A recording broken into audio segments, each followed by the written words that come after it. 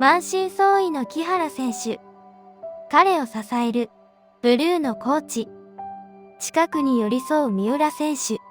誰よりもその体を心配する渡辺トレーナー。結成から積み上げた宇宙一の絆。それがチーム陸流の真実です。この動画ではミラノオリンピックの伝説にも匹敵すると言われる2024年12月の全日本選手権の感動と絶望から這い上がったチーム陸流の絆についてご紹介していきます。これは2024年12月全日本選手権で刻まれたある不屈の物語です。絶望の淵から王者はいかにして帰還したのか。それは後に世界を熱狂させることとなる2026年ミラノ・コルティナ冬季オリンピック。あの逆転劇の原点とも言える伝説の演技がこの時全日本の舞台で生まれようとしていました。時計の針を2024年全日本選手権の1年前へと戻しましょう。2023、2024シーズン、木原選手を襲ったのは腰椎分離症という異常な宣告でした。2023年の全日本選手権のみならず、秋のグランプリシリーズを全休し、氷に立てない日々。年が明け、2024年2月の4大陸、3月の世界選手権では銀メダルをつかみ取り、意地は見せたものの、その満身創痍の体は決して万全とは程遠い状態でした。そして迎えた2024-2025シーズン。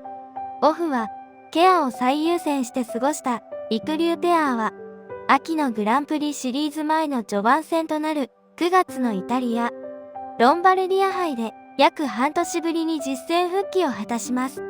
しかし、そこで待っていたのはあまりにも過酷な現実でした。リフトの最中に起きた予期せぬミス。空中から崩れ落ちる三浦選手を守るため、木原選手は迷うことなく自ら下敷きになり、その背中を氷へ激しく叩きつけました。会場に走る旋律。再燃する怪我への不安。誰もが再燃する怪我への不安に息を飲みました。それでも陸流ペアは止まりませんでした。続く10月のアメリカ杯では見事優勝。完全復活へののろしを上げると、11月の NHK 杯でも逆境を跳ねのける圧巻の演技で表彰台の頂点へ。そして一歩ずつ祈るような思いでたどり着いた2024年12月。運命の全日本選手権が幕を開けます。全日本選手権への出場は結成初年度以来、実に5年ぶりでした。2020年21年はコロナ禍の渡航制限、2022年は不慮のロストバゲージ、そして2023年は怪我で全休。度重なる不運を乗り越え、ようやく日本のファンの前でその絆を刻む時が来たのです。チャプター1、なぜ勝ったのにひざまずき崩れたのか。疲労と申し訳なさ、そして守り抜いた4分間。2024年12月、ついにその時が訪れました。国内で最も権威ある大会であり、優勝者には日本チャンピオンという至高の称号が与えられる国内最高峰の決戦、全日本選手権。この聖なる氷の上に陸流が5年ぶりに帰ってきたのです。ペアを結成した2019年以来、実に5年ぶり、2度目の出場。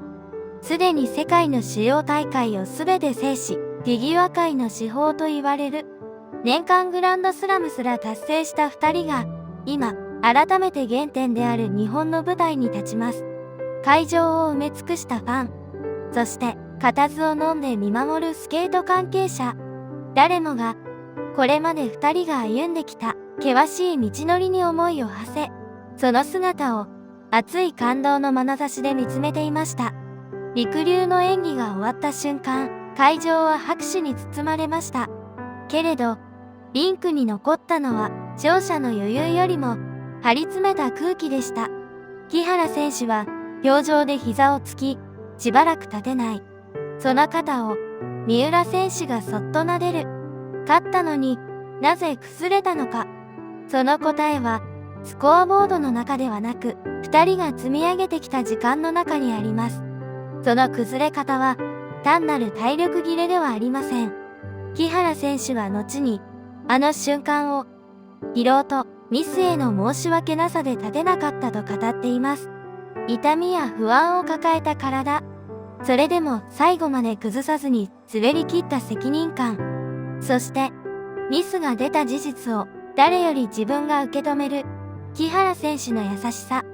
それらがフィニッシュの一歩先で同時にほどけました。しかし、これだけでは終わりませんでした。疲れ果てた体で最後の力を振り絞り、リンクから退場するその瞬間、さらなるアクシデントが木原選手を襲います。スケートブーツを脱ごうとした、その時でした。木原選手がその場に崩れ落ちたのです。慌ててその体を支えるブルーノ・マルコットコーチ。心配そうに顔を覗かせ、寄り添う三浦選手と渡辺トレーナー。それは単なるアクシデントの光景ではありませんでした。どんな苦境も共に乗り越えてきたチームの深い絆が垣間見えた、その瞬間だったのです。チャプター2、物語の起点。2023年秋、欠場という勇気を選んだ日。時間を戻します。2023年の夏から秋にかけて、木原選手は腰に違和感を覚え、痛みが増していきました。グランプリシリーズを欠場する決断。そして、全日本も欠場。トップ選手にとって出ないと決めるのは、出ること以上に苦しいことです。しかし、ここで重要なのは、欠場は競技人生を守るための選択だったことです。さらに取材では、木原選手が出場したかったという気持ちを持っていた一方で、三浦選手とコーチ、そしてトレーナーも含むチーム陸竜が無理をしないようにと止めてくれたことが語られています。ペアは片方の無理がもう片方の危険になります。だからこそ、止めるという判断は2人だけの判断ではできない。チームの判断が必要です。そしてこの止める力を担ったのがコーチとスタッフ陣でした。カナダを拠点に2人を指導するブルーのマルコットコーチ。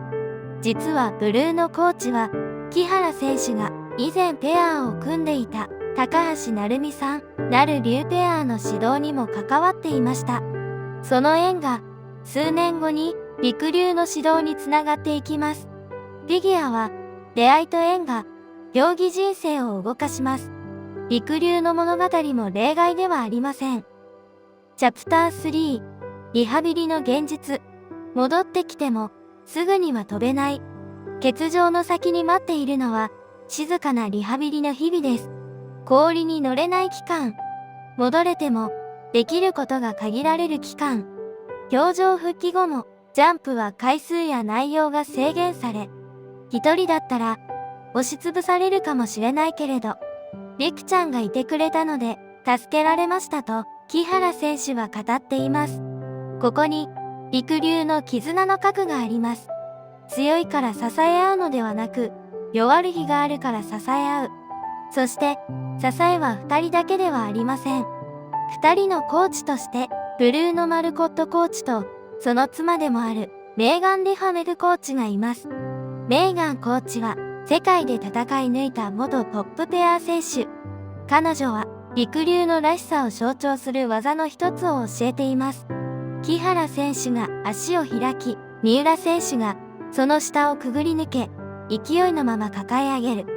正式名称がないため、2人はそれをベイビーキャッチと呼んでいます。点数になる要素ではない。けれど、観客の記憶に残り、プログラムを立体的に見せる動きです。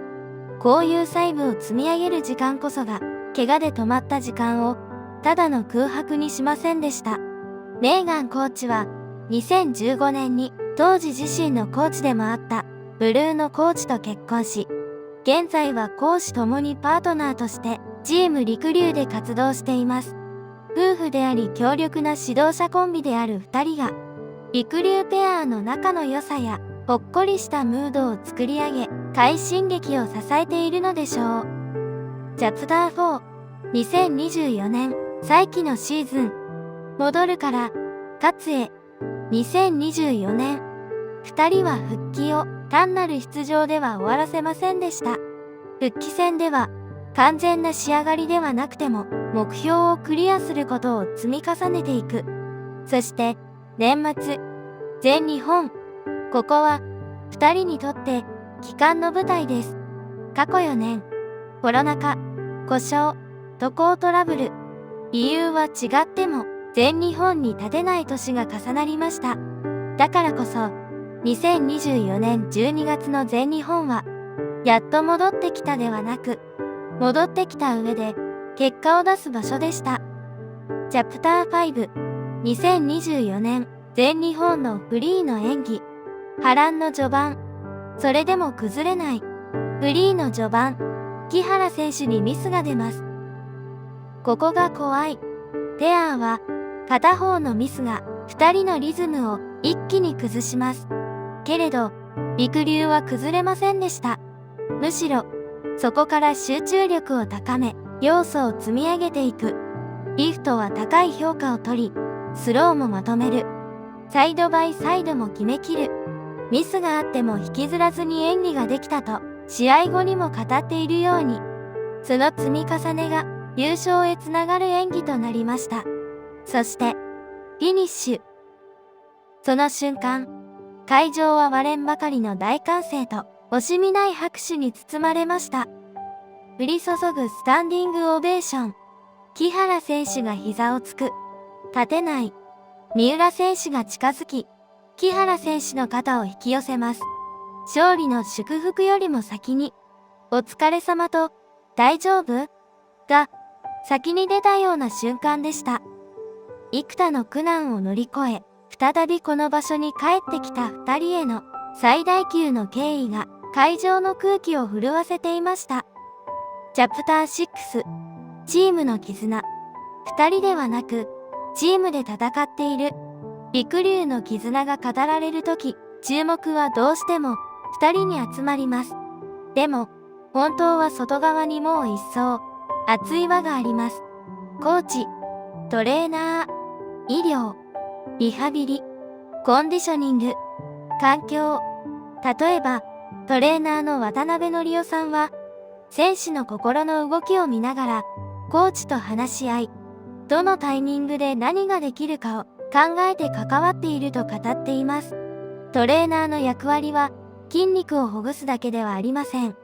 不安や焦りが強い時に、言葉をかけるべきか、かけない方がいいのか、その判断も含めて、チームで選手を守る。そしてブルーのコーチは、まだ終わっていないと力強く言い切ってくれる勇敢なコーチです。結果が悪くても、流れが悪くても、次の一手に選手の目線を戻す。そういう仲間がそばにいることが選手の支えになります。だから、あの崩落の瞬間も孤独ではありません。二人だけではない。チーム全体の絆がある。さらに、その外側には、温かな声援を送り、静かに見守り続けるファンがいます。リンクを囲む。幾千もの思い。苦しい時も、立ち上がる時も、決して離れることのなかった。温かな応援の輪。チームの結束は、二人とコーチ、スタッフ、そして、彼らを信じて待ち続けたファンも含めた、大きな一つの、チームりくりゅうなのです。チャプター7、ほっこりと笑い。最強の二人にも日常がある。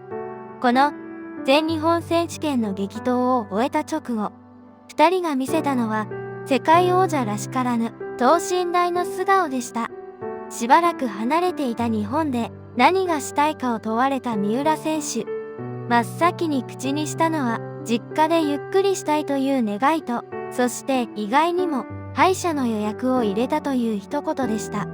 すると、隣にいた木原選手までもが、僕も予約したと笑顔で告白。リンクの上だけでなく、プライベートの予定まで、シンクロしてしまう二人の仲の良さに、会場は温かな笑いに包まれました。世界を制した最強の絆はこんな日常の何気ない瞬間にも確かに息づいているのです。それこそが日本のファンが待ち望んでいた笑顔いっぱいのりくりゅうでした。また、表彰式では花束の香りの話で笑う場面もありました。勝っても気負いすぎず、ちゃんと笑う。その肩の力の抜け方もチームりくりゅうの最大の魅力ですね。チャプター8、終わりに。暴落は終わりじゃない。勝ったのに崩れた。その意味は弱さではありません。痛みと不安を抱えながら、ミスが出ても崩さずに滑り切り、最後の一歩で心と体の緊張がほどけた。そして、その瞬間に寄り添ったのが三浦選手でした。さらにその外側で、止める勇気を持ったブルーのコーチ、カナダの母のように二人を包み込むメーガンコーチ、見えない部分もケアする渡辺トレーナー、環境面を支えるスタッフ、そして全面的にバックアップしている木下グループ、チームで戦ってきたからこそ、勝利の形があんなにも人間的だった。あの時、木原隆一さんが見せたひざまずく姿は、決して限界ではありませんでした。むしろ、もう一度、ここから強くなるという、未来に向けた決意の合図でした。そして2026年、ミラノ。あの日の誓いは、最高の結果となって結実しました。2026年2月、私たちは永久に語り継がれるであろう伝説をその目に焼き付けることができました。チームりくりゅう、宇宙一のチームと宇宙一の絆。今はただ戦い抜いたその心と体をどうかゆっくりと休ませてください。感動をありがとうございました。ぜひあなたのりくりゅうへの思いもコメント欄で聞かせてください。また、チャンネル登録をいただけると次回の動画の通知が届きますので、ぜひお願いいたします。メンバーシップもよかったら覗いてみてください。様々な特典もご用意しています。それでは、また次の動画でお会いしましょう。ご視聴いただき、ありがとうございました。